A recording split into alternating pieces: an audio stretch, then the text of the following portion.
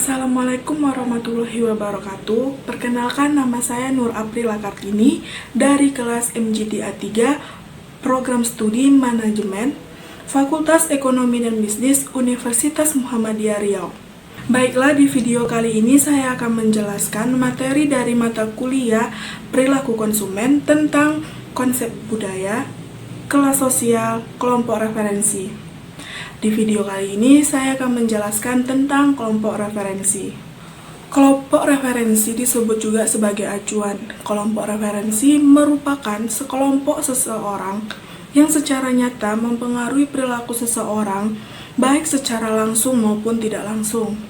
Kelompok referensi ini berguna sebagai referensi seseorang dalam mengambil keputusan dan sebagai dasar pembandingan bagi seseorang dalam membentuk nilai dan sikap umum khusus atau sebagai pedoman khusus bagi perilaku. Serta kelompok referensi juga memberikan standar norma dan nilai yang mana dapat menjadi perspektif penentu mengenai seseorang dalam berpikir dan berperilaku. Kelompok referensi merupakan hal yang sangat penting dan ide yang berpengaruh dalam berperilaku konsumen. Jika dari perspektif pemasaran, kelompok referensi merupakan kelompok yang dianggap sebagai dasar referensi bagi seseorang dalam menentukan keputusan pembelian dan konsumsi mereka. Selanjutnya yaitu klasifikasi kelompok referensi.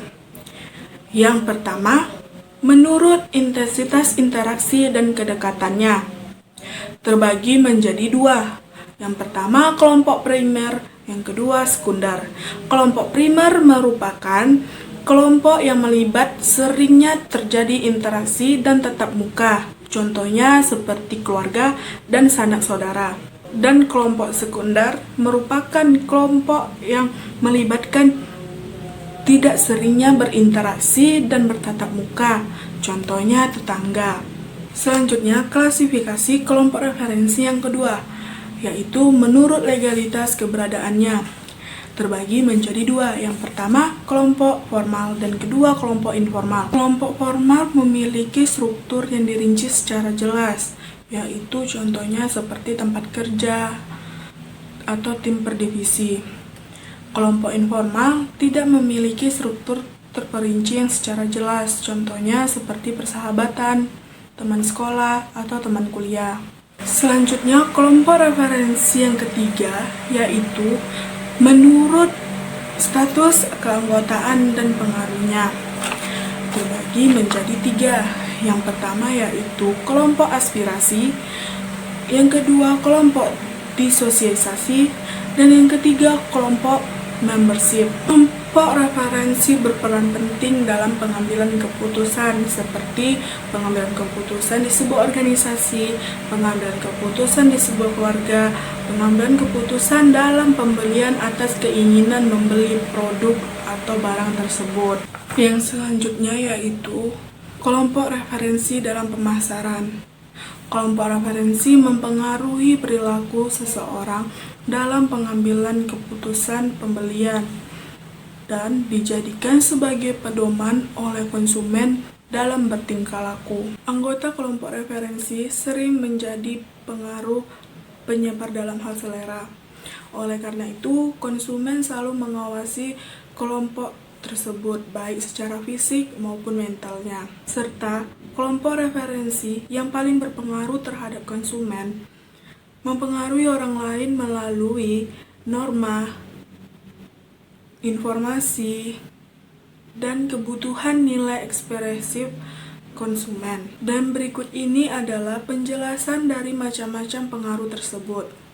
Yang pertama, pengaruh normatif. Pengaruh normatif ini ketika seorang individu memenuhi harapan kelompok untuk mendapatkan hadiah langsung atau menghindari hukuman. Yang kedua, pengaruh informasi.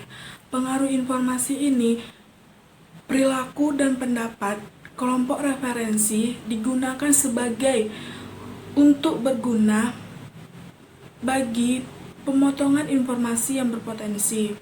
Yang ketiga yaitu pengaruh ekspresi nilai.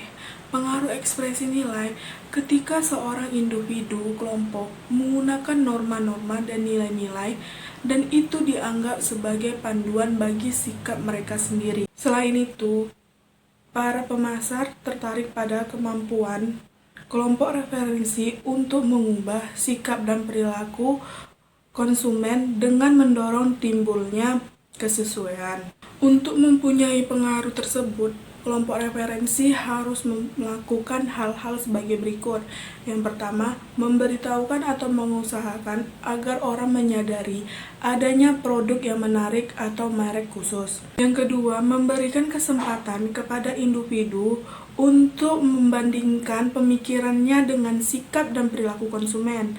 Yang ketiga, mempengaruhi individu untuk mempunyai sikap dan perilaku sesuai dengan norma-norma kelompok. Yang keempat, membenarkan keputusan untuk memakai produk-produk yang sama dengan kelompok. Adapun beberapa bentuk acuan yang dapat mempengaruhi konsumen dalam perilaku konsumsi, yaitu kelompok pertemanan, kelompok belanja, kelompok kerja, serta kelompok maya. Dan selanjutnya, dalam strategi pemasaran, agar dapat diterima oleh konsumen, informasi yang disampaikan oleh opini leader itu harus sesuai dengan karakteristik produk dan jasa yang ditawarkan.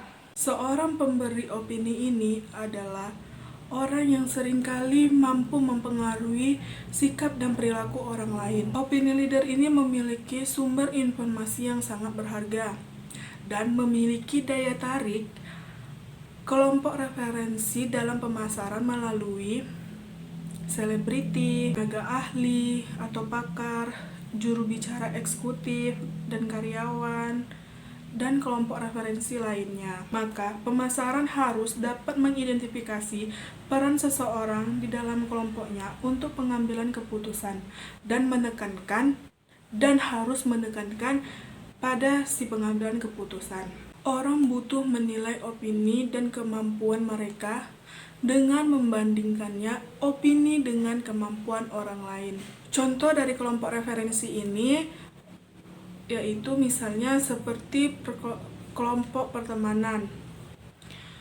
Seseorang merekomendasikan tas bermerek dan teman lainnya tergantung gimana keputusannya untuk membeli atau tidak.